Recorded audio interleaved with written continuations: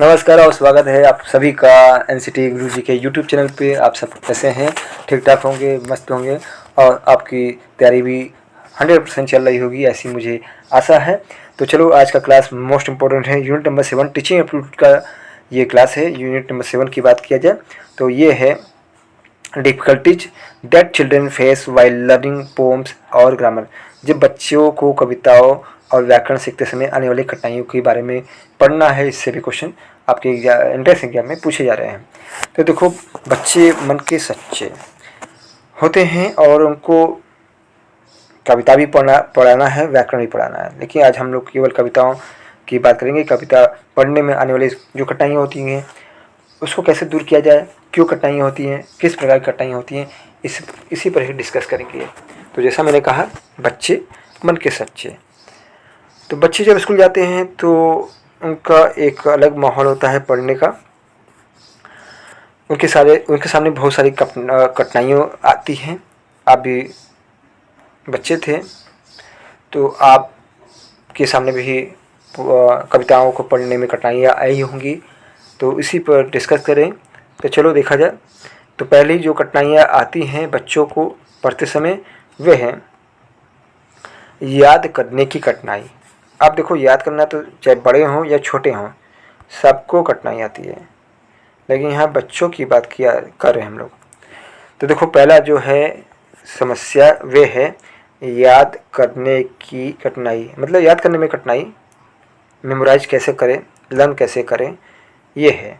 चाहे बड़े हों या छोटे हों, सबको कठिनाई आ रही है याद करने में। लेकिन हम लोग स्पेशली पढ़ेंगे पोम के बारे में, कविताओं के बारे में, कि कविताएं पढ़ने में क्यों कठिनाई आ रही है।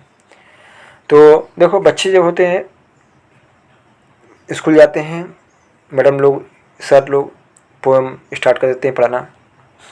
ठीक है, बच्चे भी सुन के रट के बोलते हैं। लेकिन कविताओं में भी कुछ कविताएं ऐसी होती हैं जिसके शब्द कुछ डिफ़िकल्ट होते हैं बोलने में, प्रोनाउंसिएशन करने में, उच्चारण करने में। तो उस समय रट लेते हैं, लेकिन उसको माइंड में रख के याद करना ये समस्या होता है। तो बच्चों को अक्सर कविताओं को याद करने में कठिनाई होती है।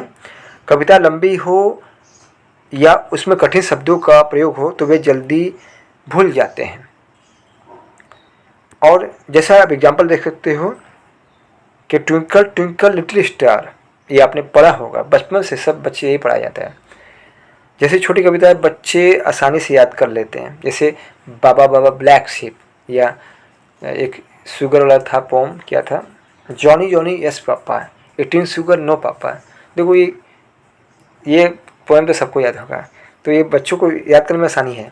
लेकिन यदि तुमको मैं दे दूं एक कविता, तुमको नहीं, बच्चों को, कि बाबू ये कविता याद करो। कविता थी, अभी बताता हूँ, झांसी की रानी की। चमक उठी सन 57 की, वह तलवार पुरानी थी, खूब लड़ी मर्दानी, वो तो झांसी वाली रानी थी। और भी इसके आगे लाइन है। तो ये झांसी वाली रानी जो कविता है, या इस तरह की कविताएं हैं जिसमें शब्द और उसके प्रयोग हैं, कठिन लगते हैं बच्चों को। तो पढ़ तो लेते हैं, मैडम भी पढ़ा लेती हैं रटवा के, लेकिन वे उनको याद करने में कठिनाई आती है। तो ये कठिनाई आती हैं। और इसका समाधान क्या है? तो देखो, इसका समाधान, सोल्यूशन क्या है? तो इस प्रकार कविताओं को याद करवाने के लिए कविताओं को छोटे छोटे भाग में बांट दो। बड़ी कविता है तो इसको छोटे छोटे भाग में बांटो, जिससे वे आसानी से उसको याद कर सके। पहले 2-2 लाइन याद करवाओ। ऐसे ही हम लोग भी अपने स्कूल में बच्चों को पढ़ाते थे कि उस कविता को छोटे छोटे भाग में पढ़ाओ, 2-2 लाइन याद करवाओ, 2-2 लाइन याद करो, फिर एक साथ पूरी कविता याद करवा दो। तो ऐसे क्या होगा, बच्चे को कविता याद हो जाएगी। तो कविता को छोटे छोटे भागों में बांट कर सिखाया जाना चाहिए, और उस कविता को बार बार दोहराने से बच्चे याद कर लेते हैं आसानी से, क्योंकि एक ही चीज़ को आप बार बार प्रैक्टिस करोगे, बार बार उसको दोहराओगे तो याद हो जाएगा। तो पहली समस्या तो ये होगी, याद करने में कठिनाई। नेक्स्ट है शब्दों का सही उच्चारण न आना। प्रोनाउंसिएशन जो होता है, चाहे हिंदी कविता हो या इंग्लिश कविता हो या संस्कृत कविता हो, वे उसका उच्चारण न कर पाने के कारण ही बच्चे को पोयम या पोम कविता को याद करने में कठिनाई आती है। तो कुछ शब्दों का उच्चारण कठिन होता है, विशेष रूप से उन बच्चों की जिनकी मातृभाषा अलग होती है। अब हम लोग हिंदी जो क्षेत्रीय भाषा वाले हैं, और बच्चे हिंदी वाले हैं, गुजराती वाले, कोई बच्चा मराठी वाला है, इनका मदर टंग यही सब है। चले गए स्कूल में पढ़ने, अब स्टार्ट हो गया पढ़ाना उनको इंग्लिश में पोम या संस्कृत में पोम। तो संस्कृत तो मदर टंग है नहीं, संस्कृत हमारी प्राचीन भाषा थी, अब विलुप्त होने वाली है, विलुप्त होगी नहीं ऐसे। तो उनकी जो मातृभाषा से अलग होती है, और वे क्या होता है कि जब वे पढ़ते हैं इंग्लिश में कविता तो वे उसका उच्चारण गलत करने लगते हैं। तो गलत उच्चारण से जिससे क्या होता है, कविता का जो अर्थ है, अर्थ का अनर्थ हो जाता है और प्रभाव भी प्रभावित होता है। उसका जो सीक्वेंस होता है, जो अर्थ होता है, वे दोनों इससे इफेक्ट होते हैं। जैसे एक एग्जांपल देख लो, अंग्रेजी में कविता है बाबा बाबा ब्लैक शिप। बाबा बाबा ब्लैक शिप, कुछ बच्चों शिप को शिप बोल देते हैं। अब देखो ये शिप और ये शिप में क्या अंतर है, पता होगा। तो ये बच्चों को तो नहीं पता होता कि हम क्या बोल रहे हैं, उनको लगता है हम जो मैडम बोले वही बोल रहे हैं, लेकिन बोलने का तरीका, प्रोनाउंसिएशन का तरीका जो अलग होता है, इससे ये समस्या आती है, शब्दों का सही उच्चारण न आना। ये भी कविता को सीखने में कठिनाई आती है। इसका समाधान सोल्यूशन जो है, इसके लिए ऑडियो वीडियो की विजुअल की सहायता लेना चाहिए, ऑडियो वीडियो की सहायता लेना चाहिए। उसके द्वारा सही बच्चों को उच्चारण सिखाना चाहिए और धीरे धीरे बोलने का अभ्यास कराना चाहिए, जिससे बच्चे एक एक शब्द को सही प्रोनाउंसिएशन कर सकें। तो ये हुआ आपका सेकंड टॉपिक, जिससे बच्चों को कविता पढ़ने में कठिनाई आती है, याद करने में कठिनाई आती है। नेक्स्ट है अर्थ समझने में कठिनाई। अर्थ को समझने में कठिनाई क्या होता है, कभी कभी बच्चे तो कविता याद कर लेते हैं लेकिन उसका अर्थ नहीं जानते, खाली कविता याद कर लेते हैं, चाहे बाबा ब्लैक शिप हो या जॉनी जॉनी यस पापा हो या और ट्विंकल ट्विंकल लिटिल स्टार हो, चाहे हिंदी कविता हो, कुछ भी हो। तो कई बार क्या होता है, बच्चे कविता के कठिन शब्दों और उनके गहरे अर्थ को नहीं समझ पाते हैं। इससे वे केवल शब्द याद कर लेते हैं, मतलब उसको केवल याद कर लेते हैं, चाहे उसका अर्थ मतलब हो, पता हो न पता हो, तब भी याद कर लेते हैं। इससे क्या होता है, कविता का जो सही भाव होता है, फीलिंग होता है, उसको वे अडॉप्ट नहीं कर पाते। ठीक है, तो इससे क्या होता है, कविता याद नहीं कर पाते हैं। कविता तो याद कर लेते हैं लेकिन उसका अर्थ समझ नहीं पाते हैं। जैसे एग्जाम्पल देख लो, एक आपने पढ़ा होगा Humpty Dumpty set on wall. Humpty Dumpty set on wall, यह सेट का अर्थ कुछ बच्चे नहीं समझ पाते हैं और इसे केवल रटते जाते हैं। ठीक है, तो इस प्रकार की कविताएं हैं जो बच्चे तो कविता पढ़ लेते हैं लेकिन उसके अर्थ को समझ नहीं पाते हैं। अब इसका समाधान क्या है, तो इसका समाधान तो यही है, स्पेशली आपने अपने स्कूल टाइम में देखा होगा कि मैडम एक्सप्रेशन के द्वारा किसी कविता को अर्थ को समझा रही हैं, कहानी के द्वारा समझा रही हैं या कोई चित्र दिखा कर समझा रही हैं।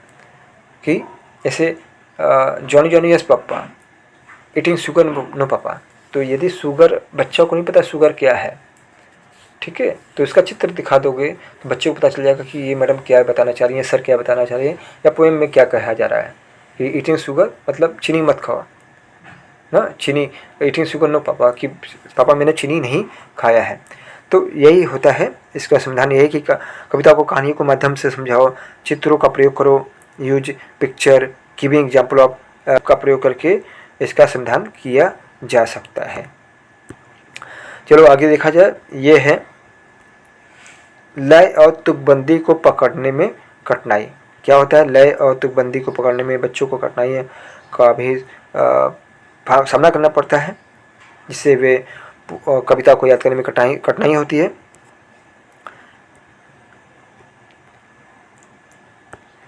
देखो, कविता बिना लय और बिना तुकबंदी के नहीं बन सकता है। ये नहीं कि रेलगाड़ी की इंजन की तरफ क्या बोलते हैं उसको, वंदे भारत एक्सप्रेस की तरह भागते जाओ, कविता की तरह, कविता की तरह बोला जाता है बच्चे, लेकिन कविता नहीं बोलते हैं, बहुत कम बोलते हैं बच्चे। तो लय और तुकबंदी को पकड़ने में कठिनाई होती है, हाँ, जिसे समझना और बोलते समय बनाए रखने बच्चों के लिए कठिन होता है। कि लय से गाए, हमने बहुत से बच्चों को पढ़ाया तो वे कविता बोलते आएंगे तो ऐसे जैसे लगता है स्पीड भगा रहे हैं रेलगाड़ी का, तो ऐसे कविता नहीं बोला जाता है। बच्चों को सिखाना पड़ता है बाबू कि देखो कविता लय से गाओ, तुकबंदी से गाओ तो सुनने में भी अच्छा लगता है मन को। तो poems have rhymes, rhythms and rhymes which can be difficult for children to understand and mention right which while reacting. ठीक है, देखो जैसे कैट हैड सन फन, जैसे तुकबंदियाँ आसानी से समझ में आती हैं। कुछ कविताओं में देखो ऐसे शब्द होते हैं, ट्विंकल ट्विंकल लिटिल स्टार, तुकबंदी पकड़ लेते हैं बच्चे। तो कैट हैड सन फन जैसी तुकबंदियाँ आसानी से समझ आती है, लेकिन ऊट चला रे धीरे धीरे, जैसे हिंदी कविताओं में जो तुकबंदी होती है उसको बच्चे आसानी से पकड़ नहीं पाते, समझ नहीं पाते और उसको स्पीड से कविता को बोलते जाते हैं। अच्छा, इसका समाधान क्या है, सॉल्यूशन क्या है? तो जो कविता होती है उसे गाने और तालियों के माध्यम से कविता को लय सिखाना एक अच्छा तरीका हो सकता है। Teaching rhythm through songs and clapping can be effective method, मतलब उन्हें ऐसा एंगेज करो, ऐसा लय से सिखाने के लिए तो ये सब करना पड़ेगा उसको बच्चों को कविता कि आप उसे तालियों का प्रयोग से उसको लय सिखाओ, या क्या बोलते हैं उसको गाने के द्वारा उसको कविता बताओ। गाना तो बच्चे सब गाने की तरह गा लेते हैं, हाँ, और ये चीज़ों को भी उसी तरह सॉन्ग के द्वारा इसको सिखाया जाए तो बच्चे आसानी से इसको सीख लेंगे, इसमें कोई समस्या नहीं आएगा इतना ज़्यादा। चलो नेक्स्ट जो है अब समस्या कविता को याद करने में, वे है भावनात्मक अभिव्यक्ति की समस्या, मतलब अपने आप को अभिव्यक्त नहीं कर पाते हैं पोएम के द्वारा। कविता पढ़ते समय उसमें सही भाव व्यक्त करना आवश्यक होता है, फीलिंग जरूरी है भैया। The right emotion with acting poem important, लेकिन बच्चे इसमें कठिनाई महसूस करते हैं। But children often find difficult, जैसे कि देख लो ट्विंकल ट्विंकल लिटिल स्टार को बच्चे सामान्य स्वर में पढ़ते हैं, लेकिन इसमें खुशी और उत्साह से के साथ बोलना चाहिए।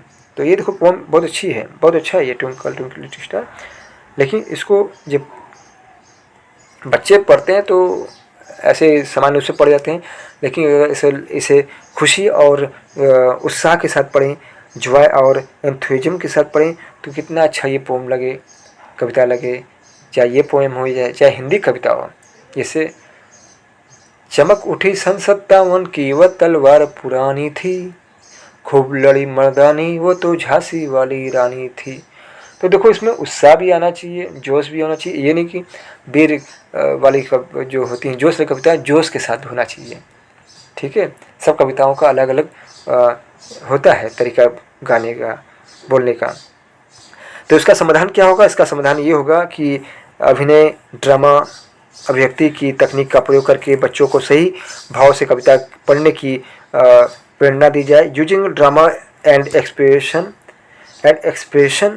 Techniques can be encourage children to react poems with the right emotion। तो ये इसका समाधान हो जाएगा। इस प्रकार से बच्चों को जो कविता में कठिनाई आती है उसको दूर किया जा सकता है याद करने में।